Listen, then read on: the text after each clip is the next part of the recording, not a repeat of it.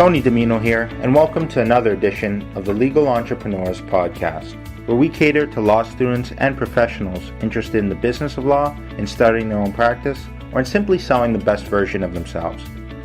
My guest today is Denise Lash. She's the founder of Lash Condo Law, a boutique Toronto firm specializing in all things condo. Denise will be talking about her unique journey in every size of law firm and how she recovered from the fall of Heenan Blaikie to go on to build a thriving firm. She'll also be talking about the fascinating niche of condo law, her advice and words of caution for budding lawyers, and how thinking outside the box can make all the difference in your legal career. Denise joins me now. Denise Lash, welcome to the show. Thank you. Great to be here. So Denise, you're the founder of Lash Condo Law, a Toronto boutique condominium law firm. And you've been featured on CBC Radio, CTV News, and Canadian Lawyer, among other media. So let's start off with what your firm does and who it helps. Well, it's a small boutique condominium law firm, which means we represent clients that are either condominium corporations, which is through the board of directors of condominiums. Once they're built, they appoint a board, and then they usually hire a lawyer. So we represent many condominium corporations in all of Ontario. And then the other side of our practice is that we act for some developers, and we deal with condominium developments. Okay. So could you maybe expand a bit on so you see a range of clients from, I guess, developers to purchasers to, do you deal also with sort of the layperson who's purchasing? So over the years, the practice has changed. So initially, and we're talking about 25 years ago, okay. I was doing everything condo. So that meant acting for purchasers and vendors, dealing with condo owners in situations where owners have issues. Lately, because of the huge volume of work that we're getting in, our practice is really restricted to acting for the condominium corporations, the buildings. So they will hire a lawyer to deal with all the issues that go on in a condominium corporation. And there are many issues, from marijuana to insurance to litigation to criminal activity. We do it all. Employment matters. So it's varied. And we also deal with board governance, corporate law. I think if you could think of every area of practice, we even deal with trademark issues. So anything that happens when people live together in situations, we deal with. So that's the condo corporation practice. We sometimes take on unit owner issues when they are interesting. Sometimes like the human rights aspect. So right now we're dealing with a unit owner who has a severe allergy to marijuana, and the rules on marijuana didn't pass, so she is really concerned that she may die by walking down her hall. Wow. So that was one I wanted to take on, so I've been working with her, and that's where all the media has focused on this particular case because it's really interesting. So that's the owner side. On the development side, that's where I started so many years ago. I was in-house for a developer, and so I had an interest on creating condominiums. And so it sometimes... and people who practice in this area will restrict their practice to one or the other, because if you're acting for a condominium corporation where you acted for the developer, you're in a conflict. But we've kept it pretty separate. We act for pretty unusual developments, so we don't often have a conflict. So that's the two sides of the practice. Purchasers, acting for purchasers, and people who are selling their condo units, we really don't do that anymore. We just don't have the time. Okay. So that would, I guess, lean more on the side. That would be real estate law, essentially. Right? That's really real estate conveyancing. Now, when we act for developers, and at the moment, right now, we've got a development that's closing. So we we register the condominium, we create it, and then we do all the closings. We're acting for the developer. So we have right now, this week, 380 closings. Wow. So we are a small shop, but we're very busy with huge volume of work. Interesting. So we'll get into, I guess, more of the practice of condo law and how your firm practices it later on. Now I want to talk a little bit about your background and your path to law school and to what you're practicing today. So, can you tell us a little bit about, I know you went to law school at UVic. Well, you want to know before I went to law school, because before law school, I actually went to Seneca College. I was in the paralegal program, and I did 2 years there. And worked for a small law firm doing real estate conveyancing. And that's when I learned about real estate generally, but also about condominiums, because the lawyer that I worked for did some condominium developments in this sort of St. Catharines area. So I learned all about it. I was very interested in it. And then I moved to the West Coast, and I tried to find a position as a paralegal. And at the time, so this is like 30 years ago, there were no positions for paralegals in British Columbia. And so I went back to school. So I went to UVic and then decided to apply to law school and got in, and then went to UVic. After I went to UVic for 2 years of law school, I decided to travel for the year, and I did the 1 year of backpacking in Asia. Okay. And then I came back to Toronto, which is where my family was, and I decided at that point that I would just stay in Toronto. I still had a year left of law school, and so what I did is I applied to Osgood to see if I could do my last year, and I did. So I finished off third year at Osgood, and at that point I had missed the articling match. Okay. So I called the lawyer who I worked for as a paralegal, and he said, why don't you just article for me?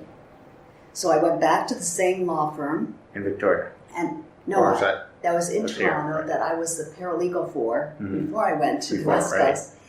And I worked with him. Now, as I mentioned before, he did a lot of condominium work. So I was now an articling student, and then after I articled, he hired me back. And I worked pretty much only on condo development work for him because he was very busy. And I really enjoyed the work.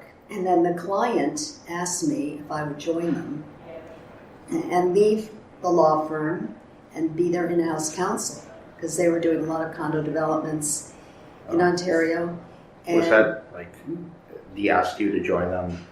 When I was in first year. Wow. First year. So not very long after. Not very long after. And then, of course, I went to this great lawyer who was my mentor, and I said, I'm not, I don't want to take the business away from you, but the client's looking to go in-house, having someone in-house. So he was very good to me.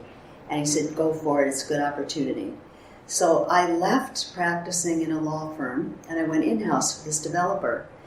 And I did that for a couple of years, and then things started getting really slow with this developer. And they were selling off their developments thinking they're not going to do it. They're not going to do it any longer. We talked about the possibility of me starting my own law firm, staying in their offices and running a practice, so I could do all their work 50% of the time, which just kept me 50% busy, and then the other part of the time I could just do my own work. So I thought, okay, and I worked it was an architect's office, and so I worked at the back, and I took on new clients. It was mainly the kind of business I could get back then was really purchases and sale. But I ended up getting some great development work outside, and I needed some help. because I was only a second-year lawyer at the time. So I contacted a lawyer at a firm called Morris Rose Leggett, and I asked him if he could work with me on an agency basis. So anyway, we got to know each other, and I started realizing that it was pretty lonely just sort of practicing on my own, having your own practice. Even within Even within the architect's office, because I was doing work for them, but I was also trying to maintain a practice. And of course, there's the personal life that you're trying to balance. And all of this time, I'm also having 2 kids. I was pregnant and had 2 babies during that whole period. So what I ended up doing is I ended up moving my practice out of the office into my house. Okay. And I ran a practice there. And I worked with this other lawyer at Morris Rose Leggett. Eventually, I realized I needed to get out there. It was a lonely existence. I had my own practice, really, even though I was doing that in-house part of it. But it was really my own practice. And so I joined Morris Rose Leggett. And I worked there with a lawyer who practiced condo development work, but he also practiced condo corporation work, which I'd never heard of. And that's the work that I do now. So I was doing the development work with him, and then he introduced me to the condo corp work, and I loved it. I loved it because it was something I never heard about it. They never teach you this in law school. In law school, you know about real estate law, but nothing else, right? Nothing else related to real estate. I don't believe even at law school they even teach condominium law. And people say to me now, you practice real estate law? And I say, no, I practice condominium law. Because when you're acting for developers, that's one thing. And I can see that that's sort of real estate law because you're creating condominiums on land. But condo corporation work is so varied because it deals with people living together, and it's litigation, it's the insurance, it's trademarks, it's human rights issues. And so for me, that's not real estate. And so when he started introducing me to that, I just loved it. It's a totally different area of practice because, first of all, your hours are all not typical hours. You're not 9 to 5. You do a lot of evening work because you're going to meetings, and they're usually owner meetings. So, and I thought after 25 years I would stop doing these meetings, but clients still want me there. So, for example, next week I have 4 meetings in the evening. They start at 7. I may chair them till 10 or 11 at night. So you've got to really not be afraid of these hours, but we have flexibility. So, you may be out during the middle of the day at a condo meeting, or you may be in the evening at a meeting. So I went to Morris Rose, and This is where I was introduced to the Condo Corp. And then we built a bigger group at Morris Rose Leggett. We started bringing other people who are well known in the field. Was that originally a mid-sized firm or it was smaller a mid-size? So it was about 50 lawyers. Okay. And then I became a partner there, and things were going well. We had a really cohesive group, and there weren't that many condominium corporation lawyers. Even today, there aren't that many. So it's highly specialized. It's a niche market, and there's opportunities for sure. So I practiced in this group until, and this is the whole nature of law firms, Morris Rose Leggett went under. Mm. I was the most junior partner at the time. And, after going through that, you just sort of feel like, maybe partnership isn't what it's cracked up to be. Like, not as safe. It's great to be able to call yourself a partner, but when you really have to be practical and look at what it actually means. Financially, it was a disaster. Was it worth being able to say I was a partner? I don't think so. But what ended up happening is our group stuck together. We tried to find a place for all of us. Okay. And we ended up landing at Miller Thompson.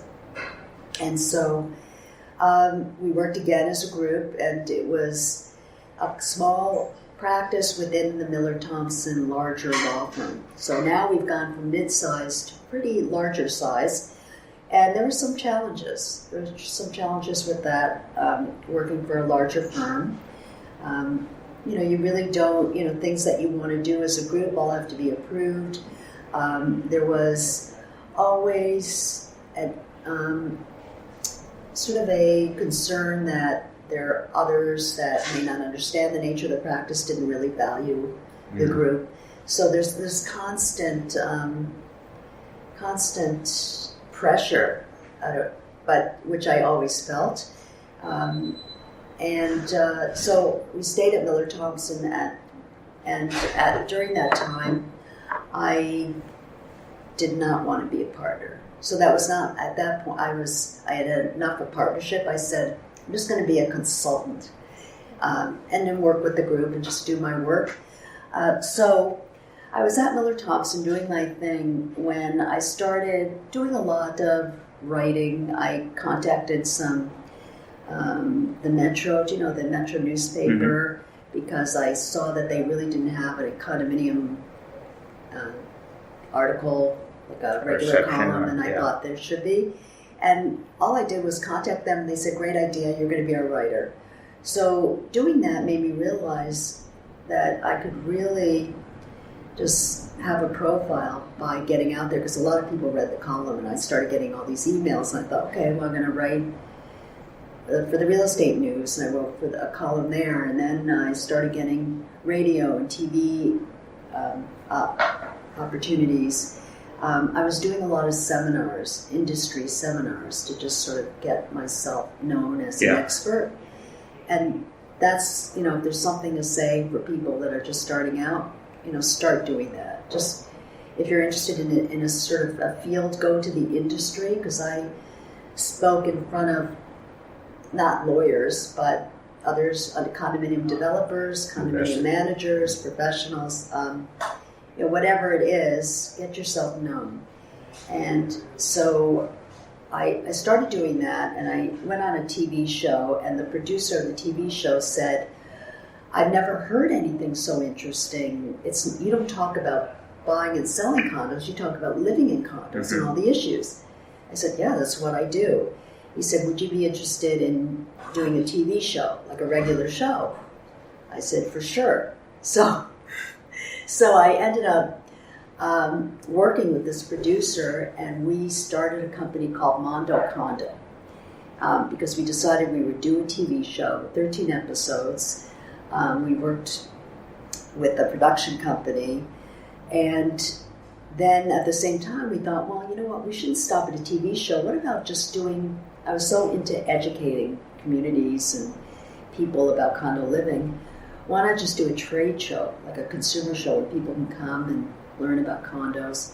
So I ended up, while working full-time at Miller Thompson, doing a 13-episode TV show, a trade show called the Toronto Condo Show, and I was trying to launch a site, a website, to be a resource. And what I thought was different about me at the time was that I did both sides, and I could bring developers, owners of condos, condo corps, suppliers, interior designers. I could bring everybody together and just under one roof. So I did that through the show, the TV show, and the website. But what ended up happening is this other producer I was working with, he really didn't have the resources and really was limited. And it was a huge undertaking, way too much for me having a full-time practice. Doing the show, I actually hosted a TV show. I edited the show, and so it would just be a weekly thing. It was way too much. And eventually I did the Toronto Condo Show, Consumer Show, for 3 years. I also had to fund it, right? So I was going out there being a salesperson, selling ads, selling commercials, and it was really demanding. But what ended up happening is the group at Miller Thompson, it's sort of hard to do everything, but the group at Miller Thompson felt that, well, there were some members that wanted to be part of the TV show, and it was almost like I was doing it on my own. I wasn't involving the group.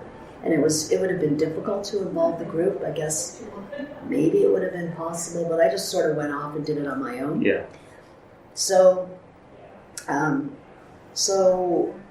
don't know if it caused any friction, but it was a challenge to sort of try to be an entrepreneur on one side and then maintain your full-time practice. Yeah. And a place like a large law firm where docket and time is really important, that it's virtually impossible to do 1,500 hours a year even, and then run a trade show, a TV show, and everything else, right? So edit it. But I did it for 3 years, and then I got approached by Heenan Blaikie. So I gave that up. I sort of said, you know what, because it's for health reasons. I really physically couldn't do it. And it was, financially, it was a balance. Like, we were just making enough money on the trade show to fund this, so it wasn't, from a financial point of view, it wasn't a money maker. And I think potentially it could have been if you focused only on it. One thing. Mm-hmm. And that's like another thing I learned. If you focus on something, you can make it great.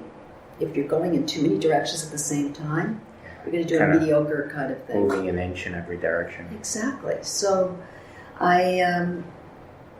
after Heenan Blaikie approached me, I decided, that I felt like I should go, because when I was at Miller Thompson, they were senior.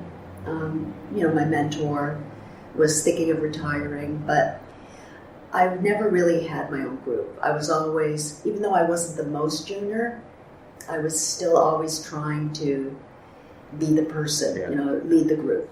So I thought it was a really great opportunity. So I went to Heenan Blaikie and I built the condo group there. And it was great until Heenan Blaikie went under. Right. And then I said, I can't believe this, 2 times for me, right? Yeah. And I was devastated because I had worked so hard and the practice was so successful, yet here we go again. Yeah. And it was the largest, for me, this was the largest law firm I had joined. So it was larger than Morris Rose, and then Miller Thompson was the next size. And now we have a national firm that went under.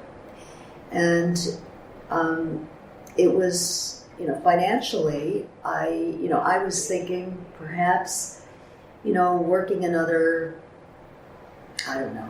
5 years at the time. I thought maybe 5 years I'm out of this, because things were going well. And then after that happened, I just realized I couldn't financially, at this stage of my life, I had to work another 15 years. Wow. Just to deal with that. So I said, I'm going to make sure that I mention when I speak to lawyers that are thinking about, the large law firm and partnership, that they know what the risks are. And I don't know if there was anything I could have done to know that that was what was happening, but had I gotten out early enough, I wouldn't have lost all the money. I stayed to the end. Right. I lost a lot. I don't think a lot of students understand that when you're a partner, it's like buying into a business. Yeah, right? So the way it works, and it's different from firm to firm, but my experience with being a partner at a firm is you get a salary based on certain factors that a committee will decide. So whether you bring in business, maybe you get more money for that, maybe not. The hours you work, maybe. So it's all discretionary. And my experience is that there's no pool that is divided and partners share in the profit. I never received that. If the firm makes budget, then you get what you thought you were going to get. If the firm does better, then depending on certain things that a committee decides, you may get a little bit more. But it wasn't financially, it just didn't help me. In fact, being a partner has really hurt me. And so I think people have to be really, really careful when they look at it. And in the case of, the large law firm and being a partner, you sign on a bank loan. And when you sign on a bank loan, if the firm goes under, the loan is called. And you personally own a share. Based on what your income is, you earn a share of the loan. You owe a share of the loan, and which was a lot of money. So I left, and all of a sudden I got notice from the bank, by the way, you owe this amount of money. Start paying over the next 10 years. A lot of money. So what happened with that Heenan Blaikie, which was really, really difficult, and in fact a lot of the partners that were left at the end really suffered emotionally, financially, because there were many of us who were doing really well, and we had a great group going, and there's so much opportunity for our group. And then when we realized it was the end, we had 3 weeks to figure out what to do, and I had a whole group, and I said to myself, I'm not going to lose this group. Like, I have people relying on me, to keep the business. So I had to find a place, a law firm, in a matter of 3 weeks' time, that would take all of us. I was approached just for myself to take, they said, I'll give you, we want you, we don't want anybody else. And I said, no, I need to take everybody. That included my articling student and the lawyers and the support staff and the clerks. There was about 10 of us at the time. And so, and the other thing is, I was getting calls from clients saying, are you going under? Should we look for another lawyer? So here I am, and I've had hundreds and hundreds of clients. I had to get on the phone, and I had all of us in our group to get on the phone to tell all our clients that we're still in business. Wow. And then we found a place, Aird & Burles. They're wonderful, that firm, great firm, mid-sized firm. They took us on, and they took all of us, and we managed to contact all our clients, and I think we virtually kept every single one of our clients. Well, that's pretty impressive given the circumstances. Oh, well, yeah, and it was hard. And then, so we set up at Aird & Burles, and then we stayed there a year and realized, because of the municipal planning group, that there were potential conflicts with all our clients, our condo corps, because of the planning issues. So it was a bit of a struggle to deal with all those conflicts. So after about a year and settling down, clients kept asking, well, why did you go to Aird & Burles? Why didn't you go on your own? And I said, great idea, but 3 weeks to set up my own practice, and it was just too overwhelming. So we stayed there a year, and we're on such good terms with Aird & Burles, and they've really helped us, and we do cross referrals. But I soon realized that the best thing would be to have more control over my destiny and that of our group. And I was pretty much running my own practice all the years, just having sort of the restrictions of a large law firm, and everything had to be run through committees, everything was done through committees. Clients get frustrated because they don't get immediate responses, because even write-offs or billings or docketing, it all has to go levels, right? So I decided I would go into a small space, which was on Richmond. I bought a condo unit from a client. It was in a basement and 850 square feet, and I said to everybody, we're going to make this happen, but we have to cut our rent. So we all went into that small space, all of us, in one room. We set up desks, and we slashed our fees. So from large law firm fees by $200 per lawyer. And again, we notified all our clients because we're moving again, and we said, this is why we're doing it. We're going to be cost effective, we're going to be efficient, we're going to get rid of paper. We scan everything. We virtually have no filing cabinets here. And so it's basically totally electronic. Yeah, and kept the marketing going. I started realizing that I'm totally free, which is I love the marketing part of things, that I could do whatever I want. So I know a lot of people. I got to do my website, a friend, and all of this stuff. And I knew the look that I wanted, and I really felt in control for the first time, because I can make the decision to do, and still can, to do anything that I want for our clients without having to go to a committee for approval. And so we opened up 3 years ago in this condo unit, and we have done so well. We've hired more lawyers. Our first year, I did more business than I had in all my 25 years. So, and with lower overhead, I just could not believe that I hadn't done it sooner. Wow. That at a small law firm, in this specialty firm, the lawyers in our group are probably earning more than they would in a large law firm. It's incredible. And the benefits are great. Like, we have massages here once a month. Wow. We have any snacks you can want. We decide, we get together and we decide we're going to buy Raptors tickets. Everybody goes to Raptors games. It's totally open. You can wear what you want. You can work remotely. The lawyers like to work remotely. Wow. We've got a hoteling office. We're now thinking if we need more people to work for us, we may have to share offices. But right now we only have one office that's shared.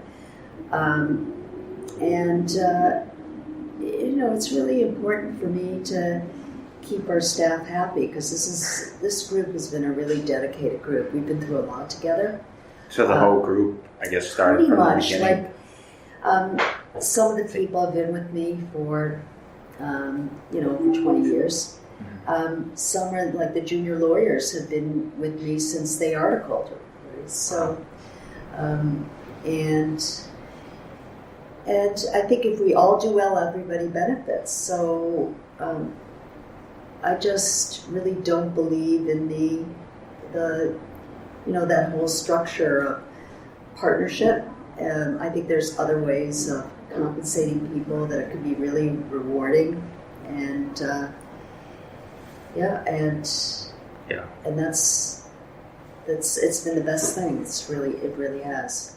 Well, that's a great story, Denise. Part of our role here at Leo is to show our fellow students who are at least interested in entrepreneurship that if they have that entrepreneurial tendency in them, that they can, especially in today's modern age where you have laptops and everything's virtual, that it's probably easier than ever to pursue a career that's in line with what you want for your life and your destiny.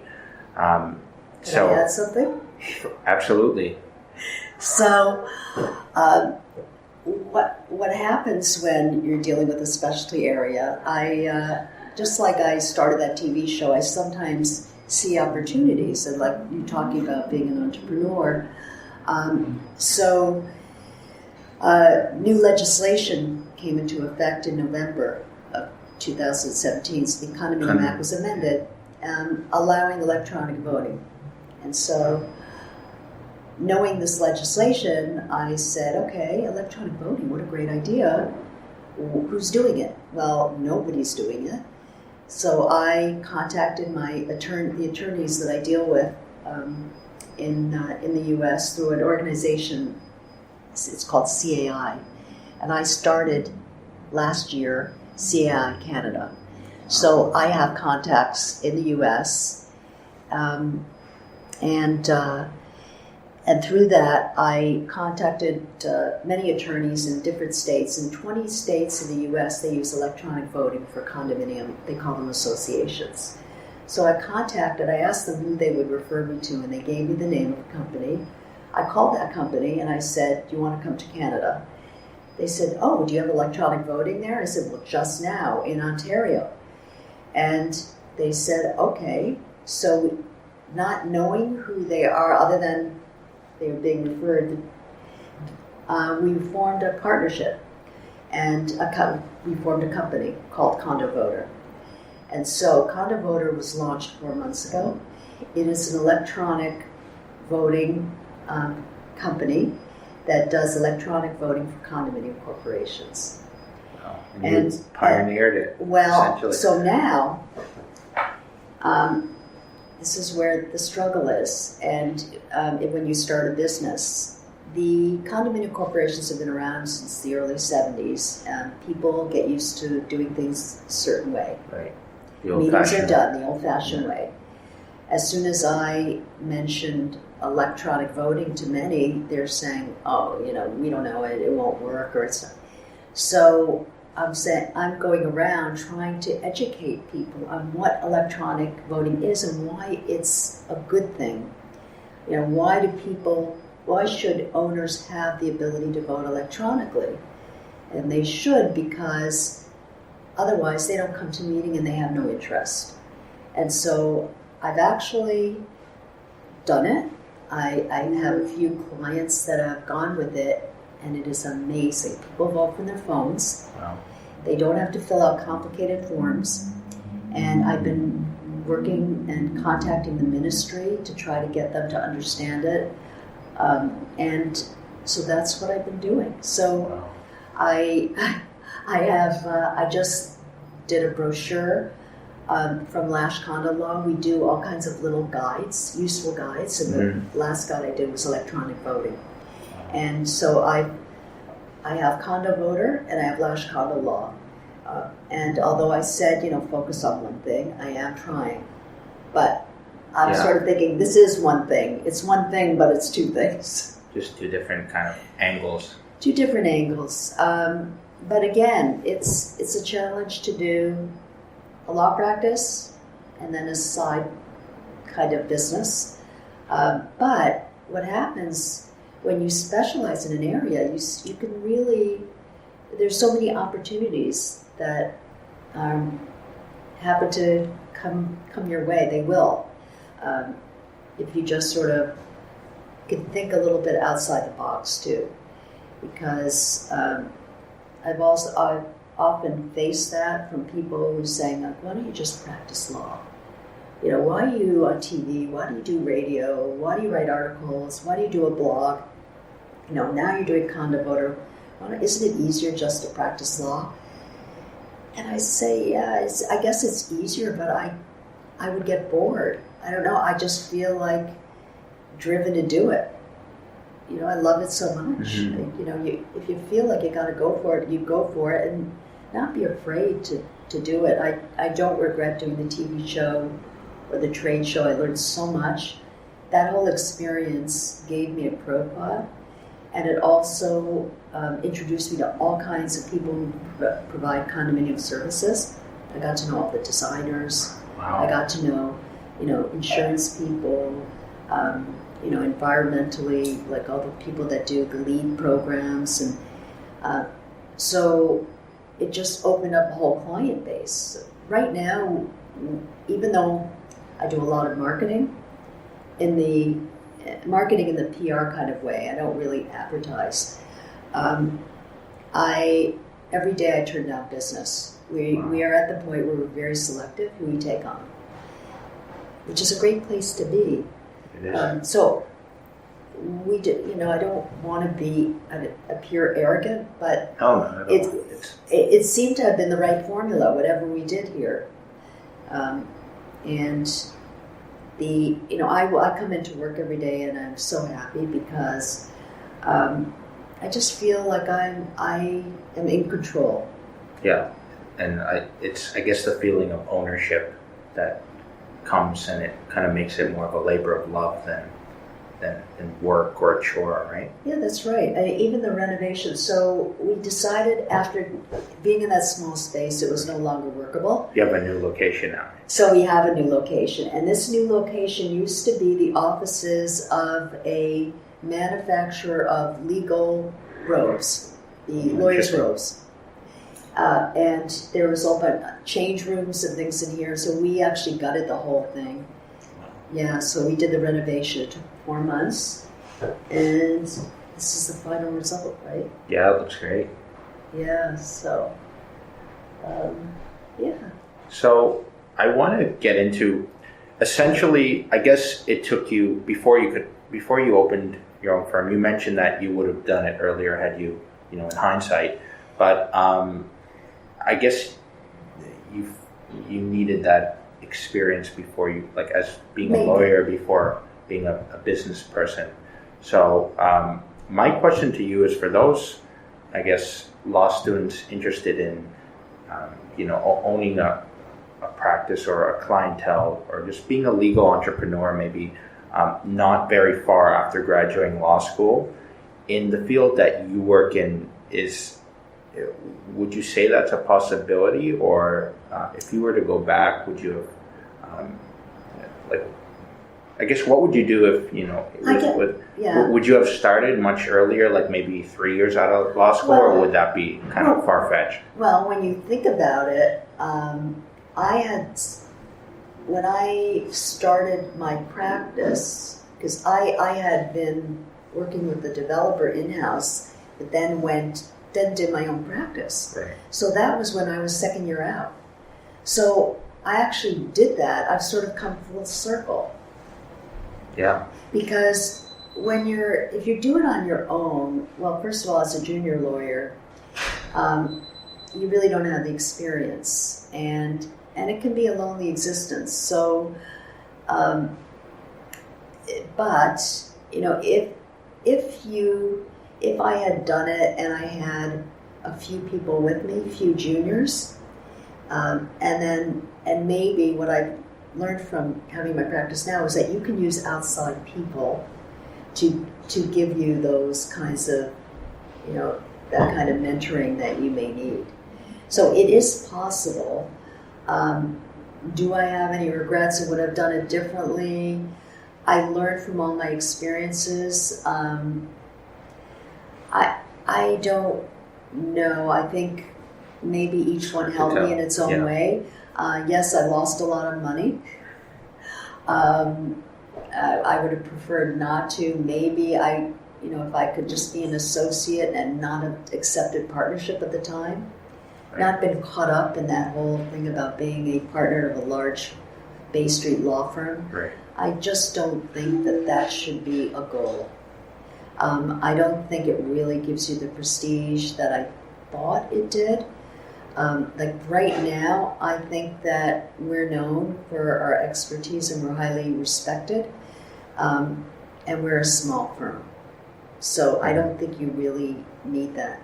So if you right out of law school, I wouldn't have had the expertise to really do it completely on my own.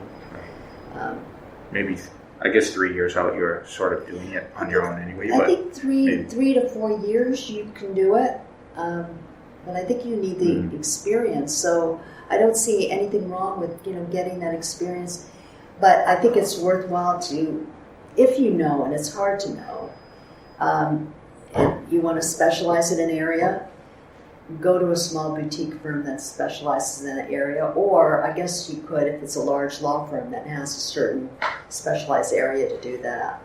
But focus more on the area of law than how large the law firm is. Okay. That's great advice. Can you talk a little bit about, we talked about the challenges. Can we get into like the rewards of, running your own practice? So what's your favorite parts about working for yourself?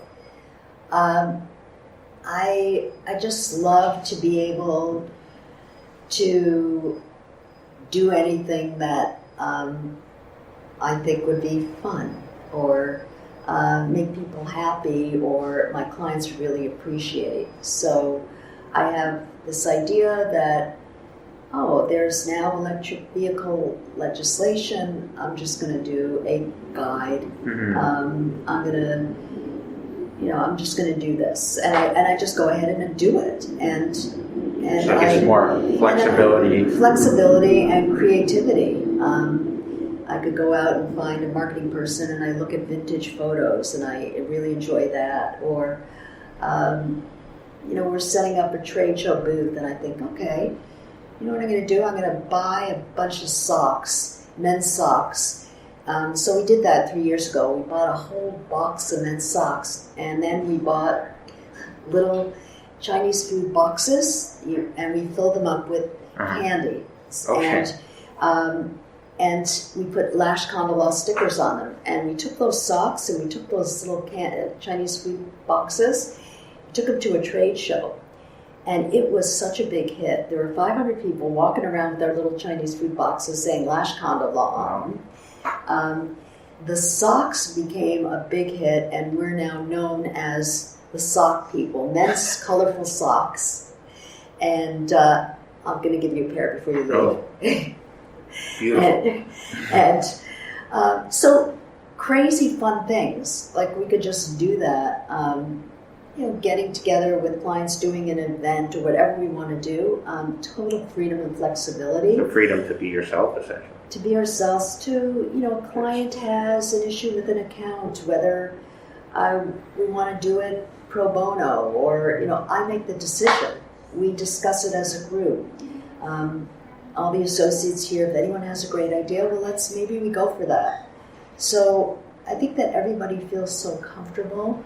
And also flexibility, like being able to work remotely, not being so tied down to coming in 9 to 5 or 9 to 9 or whatever it is. Yes, the FaceTime aspect. FaceTime, yeah, and wearing certain clothing, and we're very casual here, but respectful, and so I think that's part of the reason. Great, yeah. Okay, I guess we all know that law students tend to be a hardworking, intelligent breed, but we hear this term, I guess, soft skills or social intelligence, and that's pretty key to being a business person, right? For lawyers, I guess it translates into building and maintaining client relationships, and no doubt that plays a huge role in your business. So my question to you is, how do you think, did that come easy to you? And, what would your best advice be to students who really want to put themselves out there and start early? Well, yeah, I think that's essential. I think the reason that we're successful is because of our social skills and our ability to understand our clients. So if a client comes to you with a legal problem, you can't really just, you have to really think about from what the client wants from their perspective. So I think that all of us have a real understanding, and maybe because many of us have been the client at the other end. We've been condominium directors. A lot of us have that experience, so we know what they want. So that you've got to think of, a client comes to you with a problem. And what you can't say is, you research the law and you come back saying, well, yeah, it's a problem. They're trying to find a solution. So if you need to find a solution, and I think there's always a solution. And you always need to put yourself in your client's shoes and understand how they will react to something that you say. So I'm always very careful. If there's bad news that I have to tell a client, how to frame it so that it's not perceived in a bad way. Mm-hmm. That things could have been better, but there's a good part to this. So I guess it's a skill, but also really going beyond, like understanding your client's needs. And I think that all of us are really take an interest in all our clients. So it's not just providing the opinion and sending the email. Following up with the client. How do you feel about this? Was that what you wanted? And the one thing is service, for sure. We get a lot of clients because they say that lawyers don't respond to their emails for like over a week. And the one thing about our firm, and all of us know that, and I've spoken to all the associates here and all the clerks, and that you have to respond right away with a, got your email, when do you need this by? Or, always ask the question and understand what the client wants, and don't assume things. So, confirm that, I've got your email, thank you. I just want to make sure I understand it. Just let us know when you need this by. That's all it takes. And then you can give yourself time to get it done. But you have to always be responsive. Interesting. Okay, well, you talked a bit about your mentorship.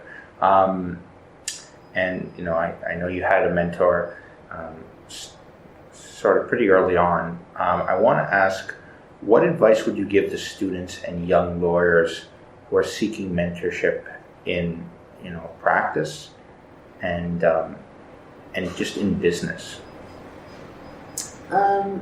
Let's start with, I guess, students who are seeking a mentor in whatever field you pursue. Do you have any? Well, I'll tell you about that. It's very interesting because I had a lawyer who contacted me many years ago and said, I've been reading your bio and I'm interested in your area of law. It sounds, like something I'd want to pursue, but I don't know enough about it. So I said, well, this is what you should do. You should take these industry courses. You should do this. You should do that. So they took the courses, and then they came back to me, and we met. And I don't know why I just was drawn to this person, because I thought, wow, he's so, interested in doing these things and developing himself. So we ended up meeting for coffee every now and then he said, I said to him, well, why don't you just follow me around to some meetings and see if you really like condo meetings? So I brought him around, and he ended up going to the meetings with me and sort of helping, and loved it. Loved the area of law. Eventually, he ended up joining me. But it took a while before that happened. Here was somebody who really didn't know about it, but thought he'd be interested in it, did what it took to gain experience in it and an understanding of it. So, if you can shadow somebody, and I think that there are a lot of us who, at this point my time is limited, but I had in the past taken the time to speak to people, and he wasn't the first to shadow me. I've had that with a couple of people. See if they like it.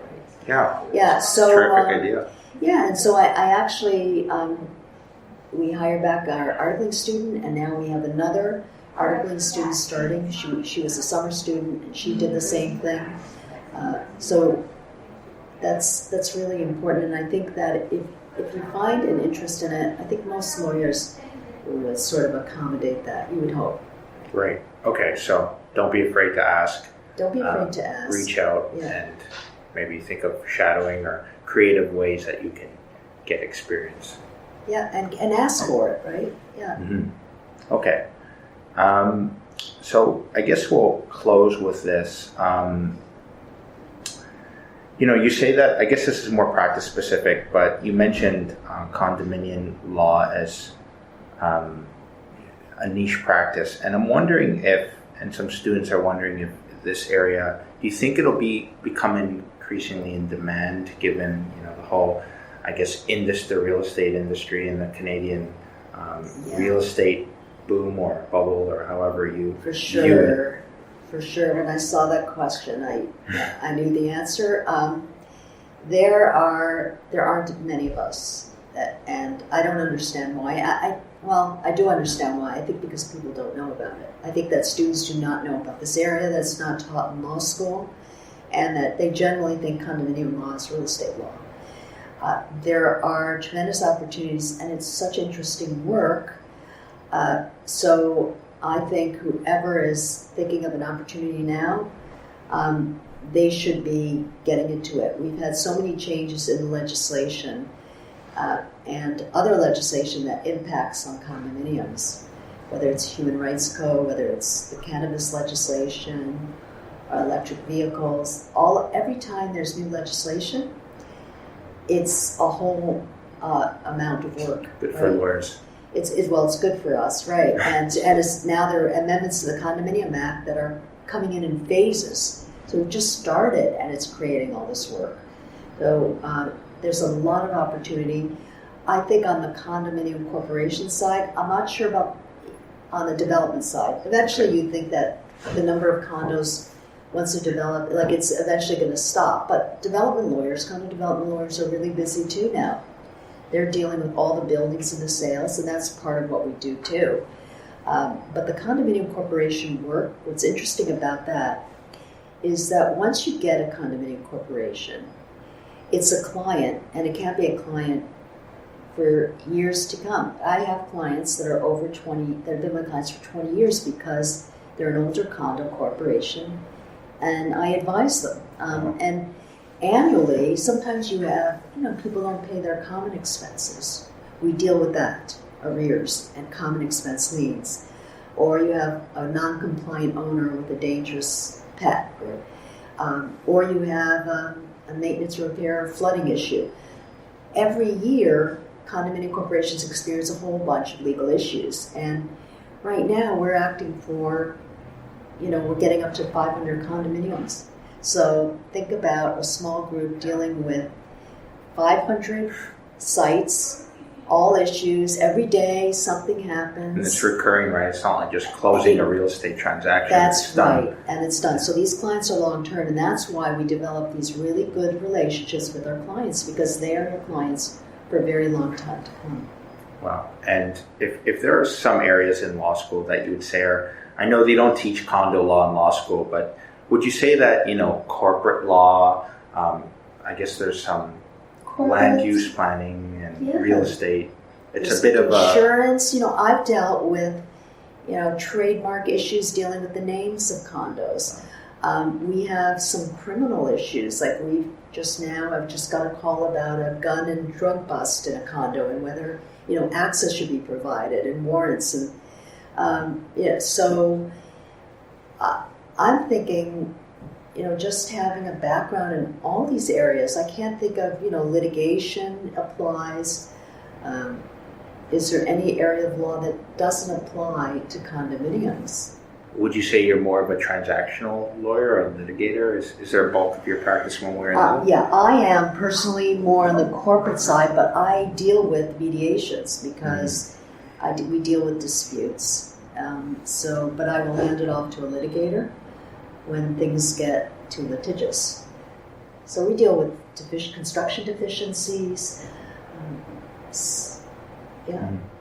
Okay, Denise, so would you have any closing thoughts geared towards students and up-and-coming lawyers interested in practicing condo law, and even, whether it's condo law or not, starting their own firm one day and, being a legal entrepreneur like you? Any closing? Well, that's, what most people have that saying, which is really just to think out of the box, right? Mm-hmm. Just don't do what's traditional. Do something different. And I think whenever I am thinking about something, I'm thinking, I got to do something so different so that it's noticed. And that's the way I've always been. And there's an element of, I guess, sales there, right? Like you're selling. I think I'm a good salesperson. Mm-hmm. Yeah. But I think that you have to really distinguish yourselves from all the others out there, and the only way you're going to do that is if you offer something different. And so we are always looking at different ways now. I'm thinking about, we're doing electronic voting. Well, what other services can we provide that are outside traditional law firm services, right? There are other things that we could do that are condo-based. Like I'm constantly thinking of things to do. Interesting. Okay, well, Denise, where can people find out more about your work? I know you're prominent on, Toronto Star and a whole bunch of media. I guess they can start with your website. Our website, we post everything on the website, so we do that weekly blog. And then on the media site, you'll see all kinds of things that we've done, especially on cannabis, which has kept us busy for the past 6 months. Well, Denise, it's been a pleasure. Thanks for coming on the show. Pleasure. Well, that wraps up another edition of the Legal Entrepreneurs Podcast. You can find out more about Denise and her work on the Lash Condo website. If you enjoyed the podcast and got something out of it, we'd appreciate it if you left a review on iTunes, SoundCloud, or LinkedIn. Please share the show with a friend or colleague who you think would get something out of it. Special thanks to the Leo team and our senior editor, Matthew Klein, for making this podcast possible. As always, thank you for your continued support, and until next time, this is Tony Domino telling you to dare to roar.